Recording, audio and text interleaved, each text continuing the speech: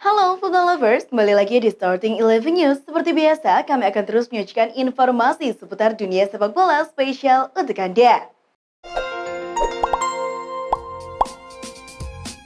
Kiper Manchester United, David De Gea memberikan komentar terkait penampilan apik kiper Omonia, Francis Uzoho pada pertandingan MU kontra klub Cyprus tersebut. De Gea mengakui bahwa Uzoho berhasil menunjukkan penampilan yang mengesankan. Di laga itu, Uzoho berhasil mementahkan 12 tendangan pemain MU meski harus kebobolan di menit akhir pertandingan. Francis Uzoho sendiri rupanya penggemar De Gea dan klub Manchester United. Manajer Arsenal Mikel Arteta memuji Matt Turner setelah kiper timnas Amerika Serikat itu tampil sebagai starter di Liga Eropa. Turner merupakan salah satu titik terang dalam kemenangan Arsenal atas Bodo Glimt. Meski hanya melakukan satu penyelamatan resmi pada hari itu, sang kiper dengan cepat keluar dari garisnya, membantu menggagalkan beberapa rangkaian berbahaya sebelum mereka mendekati kotaknya. Arteta menyebutnya sebagai penampilan yang fenomenal. Keputusan Robin Gosens pindah dari Atalanta ke Inter Milan pada Januari 2022 lalu belum menghasilkan buah manis. Pasalnya, Gosens lebih sering duduk di bangku cadangan ketimbang tampil sebagai starter. Pemain timnas Jerman ini pun mengeluhkan minimnya kesempatan tampil yang diberikan pelatih Inter, Simone Inzaghi. Akan tetapi, ia tetap memastikan komitmennya bersama Inter tidak berkurang. Dilansir Football Espana, Milan dan Juventus sedang memantau situasi Rodrigo de Paul jika dia tersedia di bursa transfer musim dingin. Kedua tim Serie A tertarik pada de Paul ketika dia berada di Udinese dan percaya mereka dapat memanfaatkan bakatnya dengan lebih baik. Tampaknya ada sedikit peluang bahwa kedua klub akan menawarkan lebih dari 30 juta euro untuk de Paul. Mengingat Los Colchoneros membayar 35 juta euro untuk de Paul 2 musim panas lalu. Gelandang Manchester United Casemiro menganggap enteng kritikan mengapa ia minim mencetak gol bagi Setan Merah. Ia menyebut bahwa tugas utamanya di Setan Merah adalah untuk membantu kestabilan lini tengah dan lini pertahanan MU. Casemiro menegaskan bahwa gol itu hanya bonus baginya. Ia tidak menampik bahwa ia ingin mencetak gol, namun ia menegaskan bahwa itu bukan prioritasnya. Kami memiliki pemain lain yang mencetak gol. Kami memiliki Ronaldo, Sancho, Rashford, dan Bruno. Mereka adalah yang mencetak gol di tim kami, kata Casemiro. Supporter Anderlecht berulah di markas West Ham United. Mereka membuat keonaran dengan melempar sejumlah kursi tribun. Beberapa suar juga dinyalakan di area di mana para penggemar Anderlecht berada. Dan satu dilempar ketika tim mereka menyamakan skor 1 menit sebelum pertandingan usai. Beruntung, keributan antar supporter tidak meluas karena polisi sigap mengamankan situasi. Pihak Anderlecht pun mengutuk tindakan fans mereka dan telah meminta maaf kepada pihak West Ham United. Kylian Mbappe ramai diberitakan bakal direkrut Liverpool jika hengkang dari PSG. Legenda Liverpool Jamie Carragher tampaknya memberikan isyarat pada The Reds agar tak memboyong Kylian Mbappe dari PSG. Carragher mengisyaratkan dirinya cukup prihatin melihat besarnya ego Mbappe. Carragher juga mengatakan harus ada seseorang yang berani bertindak tegas kepada Mbappe. Neymar akan diadili pekan depan atas tuduhan penipuan dan korupsi atas transfernya ke Barcelona dari Santos pada 2013. Lapor perusahaan investasi Brasil DIS mengatakan pada Kamis bahwa pihaknya menuntut hukuman penjara 5 tahun. Kasus ini bermula dari pengaduan DIS yang memiliki 40% hak atas Neymar saat masih di Santos. Perusahaan berpendapat bahwa mereka kehilangan potongan yang sah dari transfer karena nilai sebenarnya dari kesepakatan itu dikecilkan. Striker Barcelona Robert Lewandowski mengakui Karim Benzema merupakan salah satu favorit untuk memenangkan Ballon d'Or tahun ini. Striker Real Madrid itu digadang-gadang akan menggondol bola emas. Menyusul performa bagusnya dengan torehan 44 gol plus 15 assist yang mengantar El Real menjuarai La Liga dan Liga Champions musim lalu. Dia mungkin salah satu favorit untuk memenangi Ballon d'Or. Tentu saja kalau mereka tidak membatalkannya. Ya, maka mungkin dia akan memenangi Ballon d'Or ini. Celetuk Lewandowski pada Movistar Plus. Presiden Jokowi merespon pernyataan Shin Taeyong yang siap mundur sebagai pelatih kepala Timnas Indonesia. Sebelumnya, STY membuat pernyataan tersebut menyusul desakan kepada Ketua Umum PSSI Muhammad Iryawan untuk mundur sebagai bentuk tanggung jawab atas tragedi Kanjuruhan. Jokowi enggan berkomentar jauh akan hal ini. Orang nomor 1 di Indonesia itu fokus menanti laporan hasil investigasi Tim Gabungan Independen Pencari Fakta atau TGIPF tragedi Kanjuruhan.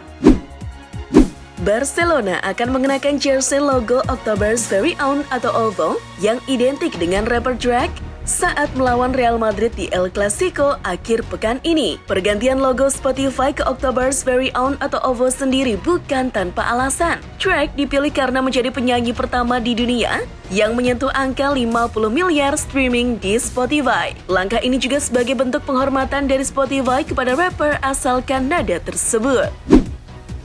Timnas Inggris mendapat kabar buruk jelang Piala Dunia 2022. Mereka terancam tak bisa diperkuat bek kanannya, Reece James, akibat cedera. James mengalami cedera saat Chelsea bertemu Milan. Awalnya, James diperkirakan hanya alami cedera lutut ringan. Namun, kondisi berkembang menjadi lebih buruk dalam 48 jam terakhir. Menurut laporan dari 90 Min, setelah melakukan pemeriksaan lebih lanjut, cedera yang dialami James ternyata cukup parah.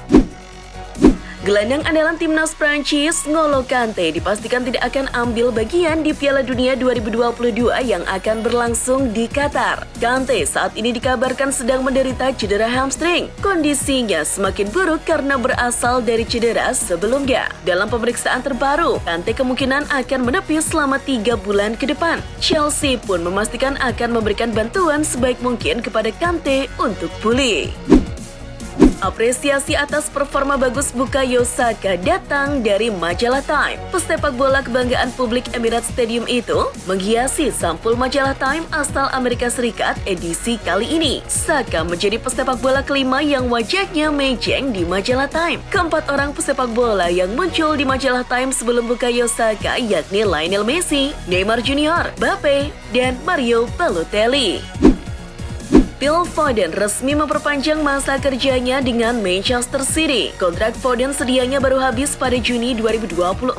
Tapi, sebagai salah satu pemain kunci di Manchester City, wajar apabila Pep Guardiola memutuskan mengamankan statusnya lebih cepat. Dikabarkan, Foden akan bertahan hingga 2027 alias 5 tahun mendatang. Pep Guardiola meminta timnya untuk bermain lebih agresif melawan Liverpool dalam laga lanjutan Liga Inggris di Anfield Minggu 16 Oktober. Guardiola menilai anak asuhnya belakangan bermain terlalu lembek. Nahkoda asal Spanyol itu menyoroti 2 laga terakhir timnya. Dalam 2 pertandingan terakhir kami agak lembek. Anda harus memenangkan duel. Ketika mereka menekan Anda harus menekan balik, ujar Guardiola.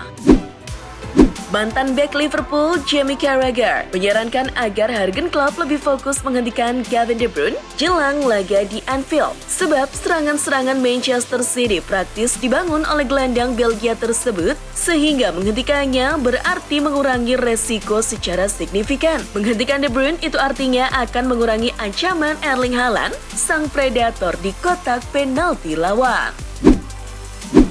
Joan Laporta mengutarakan ia akan melakukan pertemuan secara pribadi dengan Messi menjelang hajatan anugerah Ballon d'Or di Paris Senin 17 Oktober malam waktu setempat. Dalam wawancaranya dengan Barca TV, Laporta mengakui ia mempunyai harapan Messi mau kembali ke Barcelona. Kendati demikian, Laporta menegaskan rencananya menemui Messi di Paris bukan untuk membicarakan tentang kembalinya sang pemain ke Camp Nou. Menurut Laporta, ia ingin memberikan bingkisan kepada Messi sebagai peringatan 18 tahun menjalani debut bersama Barcelona.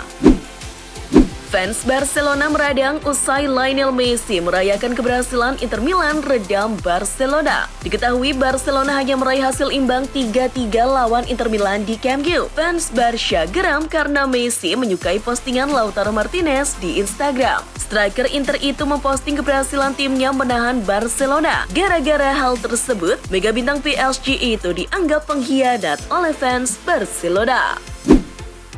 Pelatih Serbia Dragan Stojkovic menegaskan bahwa Dusan Vlahovic tidak sama saat di Juventus dan timnas Serbia.